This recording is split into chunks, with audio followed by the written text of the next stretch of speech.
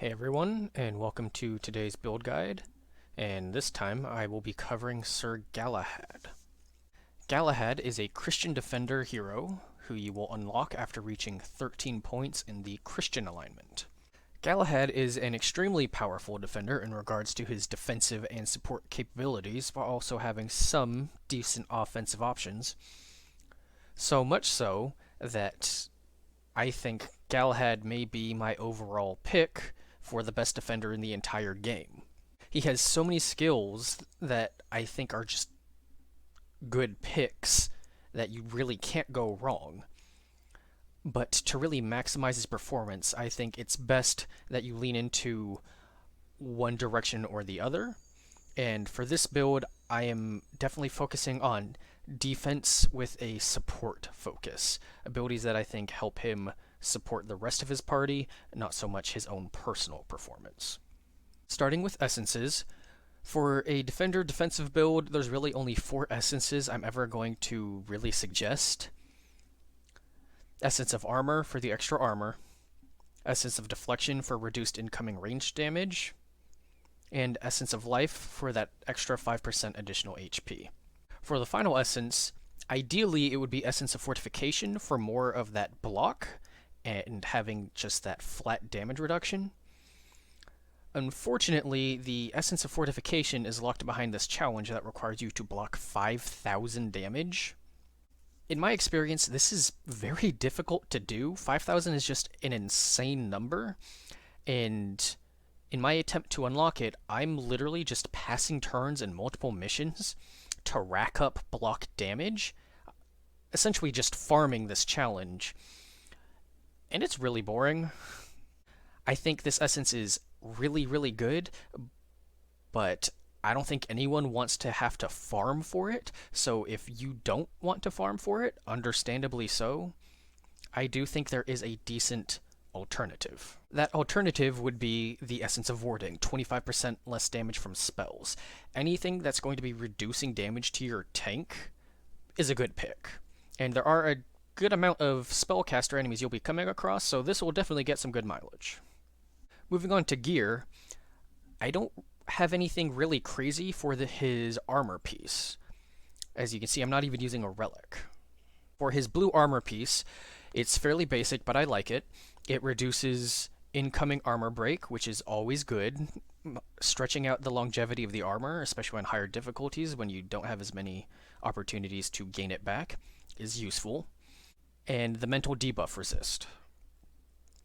Having your tank reduce the amount of AP they can get reduced on them through crowd control abilities is very useful, because we're going to be wanting him to be churning out abilities pretty much every single turn. The extra armor is nice, not super important, and the extra damage, that's pretty irrelevant, as we're not really doing damage with our Galahad. Now, I'm running this blue piece largely because I've just been unlucky and haven't been offered any good defender type relic armors. A lot of the ones I've been getting have been more spec'd towards champions. And if you want to know what kind of relic armor you want to get for your Galahad, I would just suggest something that has really high defensive stats, debuff resistances if possible, reducing armor breaking if possible. But a big one is the ability to face towards the attacker, so that way he will always be blocking. That's probably the most important thing you want to look for on your defender builds. For his weapon, we have the Breakwater Hex Rune, and the main reason for this, straight up, is just the plus 10% block. Stacking block on your defenders is, in my opinion, one of the highest priorities, because that block, just flat reducing incoming damage, is one of the best and most effective ways of adding longevity to your defenders, more so than extra health or armor. The 27% physical debuff resist is also very solid. As I mentioned before, I like stacking high resist, especially for Galahad, who's going to have a very active role in combat, using abilities every single turn. The extra armor regain is useful, not so much for lower difficulties, where campfires will be very potent, but it is definitely much more useful on like very hard difficulty where you're not going to be getting a whole lot of armor between each of your fights. Stone of Distraction. We are taking this for the extra AP cost on melee attacks made against the hero. That's it. That's the entire reason why we have this item. The dodge is alright, but not really relevant with how tanky he is. And the Vitality, I haven't taken Vitality damage on Sir Galahad in, I don't think, the entire time I've used him. Maybe like 2 points. Lastly, Champion's Oath, and this is probably the best defensive Oath Stone relic I've ever seen playing this game. When hit, always turn towards the attacking unit. This is amazing. You definitely want to try and get this on one of your pieces, so that way your defender will be blocking as many attacks as possible. Another +1 AP cost to incoming melee attacks, and this does stack. +5% block. Extra block is always good. I'm always looking out for that on my items. And an additional ignoring 25% of incoming armor break. This item is just cracked, and a large reason for why I don't really care about Galahad's armor piece here, essentially just being a bit of a defensive stat stick. For his skills, I skipped out on anything that was offensively oriented. For the basics, we took all the defensive talents. We're talking things that boost health, vitality, armor, debuff resistances, increasing block, and of course shield charge with the extended range. And for his more unique skills, we'll start with his best one, and he gets that in Tier 1, Divine Favor. This ability is like a Sage's Inspire, but in my opinion, better. With all of the upgrades, it increases your ally's AP by 2, provides a 15% damage buff, and grants them 7 armor, all for the cost of 1 AP.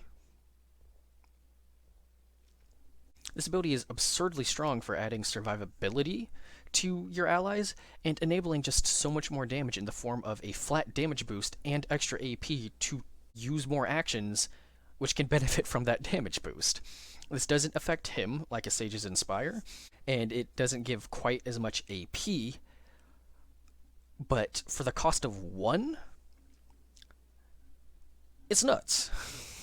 Now, this ability doesn't affect himself like a Sage's Inspire may, and it may not give as much AP, but it grants armor and a flat damage increase for the cost of 1. That's just nuts. Next, we're taking Guard with all of the upgrades. This gives him the ability to really just sort of hunker down on his own or with his party, granting himself and everyone some pretty decent amounts of armor that scales off the amount of AP you use when casting this ability. With the upgrades, it does increase the range, so that way it can reach other allies who may not be able to position themselves right next to him as well. Next, we're taking Taunt. This is a very useful move for redirecting the attention of troublesome units trying to get to your backline. Taking all of the upgrades on this, he's getting extra armor again, reducing the AP cost, reducing the AP of units affected by Taunt, and just increasing the range of it. This is actually a pretty versatile move where you'll be able to either, like I said, redirect enemies or rush into a group, taunt him, and keep them locked down next to him so they don't even try to run past him to get to your squishier units. Now lastly here, I took Recuperate. This is sort of my oh shit move if I'm fighting some insanely hard-hitting enemies like the endgame bosses, and just give him a surge of temporary health for a cushion. I don't find myself using this very often in the endgame outside of those bosses, but you will get some decent use out of it while you are leveling. If you want to divert some skill points into upgrading this ability a bit more and just take them away from some of this other stuff, like Unyielding, for example, or just some of these upgrades you may not find you need from Taunt or Guard, and put them into making Recuperate stronger, I think that's a viable option as well. With all that said, let's get into the gameplay. For the first fight, I'm playing the Cleansing. The first fight in this mission is actually a fairly tough one. You can see we have an extremely tough mini-boss type enemy here in the Fogbringer Captain, and this witch in the back called Shelock. So I thought this was a great opportunity to show off the tankiness that is Galahad. To help protect him from all these incoming attackers, just gonna shield charge in immediately. Get in close. Pop taunt. Fortunately, he is immune, but we're gonna try and pull back the rest of our teammates to put him out of range of this guy, so he will be de-incentivized to come running after them.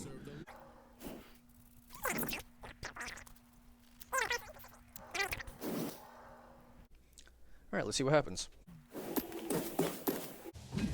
Perfect.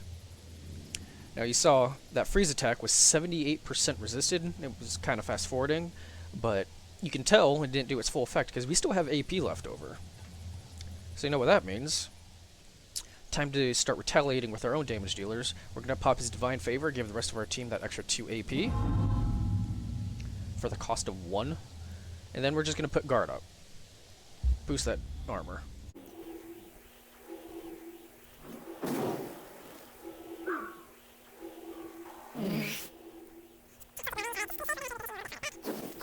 And we're just going to have Merlin drop a fog in case any of these guys decide to shoot at the rest of our team. Sorry about that, little bit of a technical issue causing a sound glitch. Skipped over their turns. You can see a couple of them died, but Galahad here remains unharmed. You can see, probably based on their orientation, they're starting to move past him as the very hard AI will prioritize your softer units. And that's where taunt comes in handy. Fortunately, she's immune and she's a spellcaster, so she has quite some range, so we're going to start focusing her with her own damage dealer.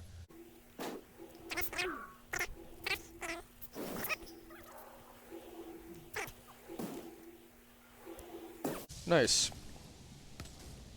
Looks like some of that damage reflection on Galahad managed to damage her enough to get her to leave.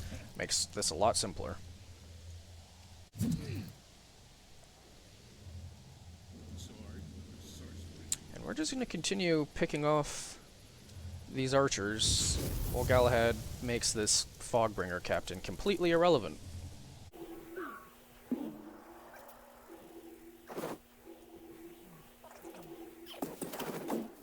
Yeah, they got some attacks on Merlin. That's alright. They're going to die their next turn. We're actually going to have Galahad step back for a second here. Counts as a backstab for the opportunity attack. That's why I took that health damage, but even then, I mean, he's so fine.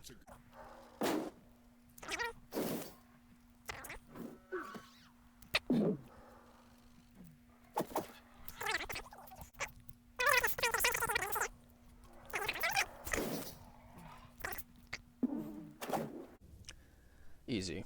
Alright, now, I'm going to go ahead and pop Divine Favor. That extra 2 AP, which is a big deal for Merlin, who I'm using in this one, as he has some very high AP cost moves. That plus 2 AP is literally the difference in being able to cast multiple spells. Drop this down.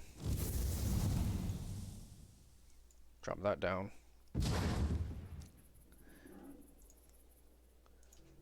Put the illusion. Which one should I take?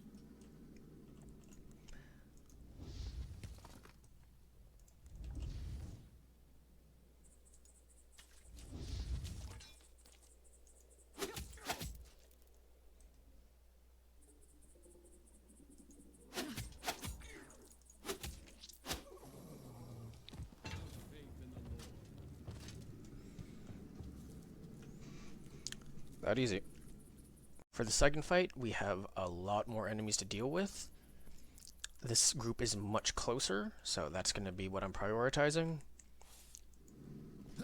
Shield charge straight in, 1 AP, already up in their shit.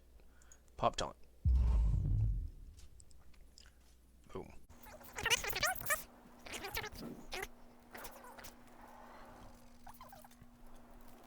Just because I know Galahad can take it, we're going to have him kind of solo this group while the rest of our damage dealers really focus down on burning down this other group.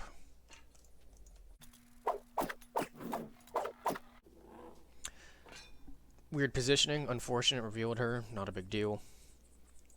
You saw that stun go in, 80% resistance, so he still has some points left. We're going to use that for Divine Favor. Get some extra damage, some AP, and then just pop guard.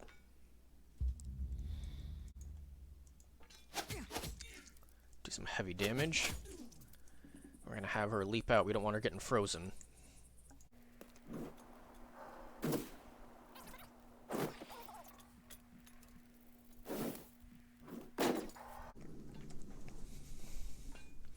Now, as we're about to drop a second spell here with Merlin, you see left over, only going to have one. That extra 2 AP from Galahad, very useful. Literally the difference between 2 offensive spells and 1.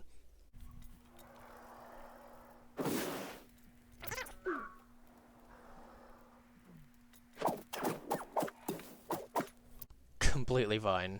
Just getting knocked back over and over by these guys, and it's doing nothing. Just gonna pop another taunt. Even if the rest of our group isn't really in much danger of being targeted, it does give him that extra armor, so that's always worth using. Start having him dish it back a little bit.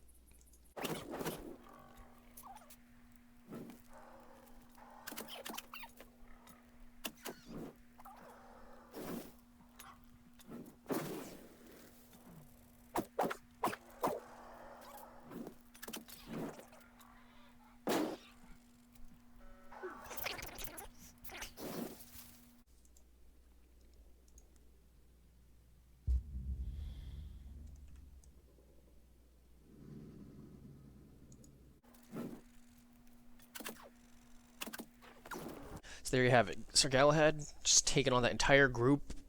Much more of those enemies came peeling over from the second group around to him.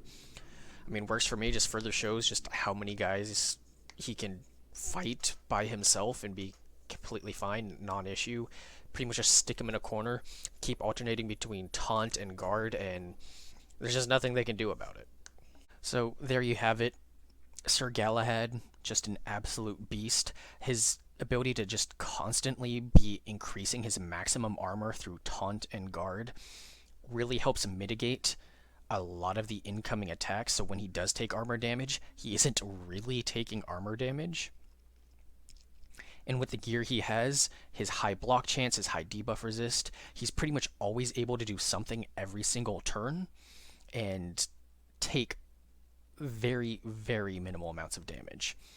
Meanwhile, as he's just sitting there taking the hits, he can just pop off Divine Favor and help enable the rest of his party to swoop in and just get those kills. Sir Galahad is just the epitome of passive play. You click one ability on him per turn, either taunt or guard while he's locking down enemies, and then that's it. You don't have to do anything else, and he will be completely fine. I hope you liked the build and enjoyed the video. Maybe I gave you something that you may want to replicate in your own gameplay, as sort of playstyle you want to strive for. I've been having a lot of fun with this Galahad build, and I highly recommend it to anyone else that's doing a Christian run. And yeah, that's all I really have for you. Thanks for watching.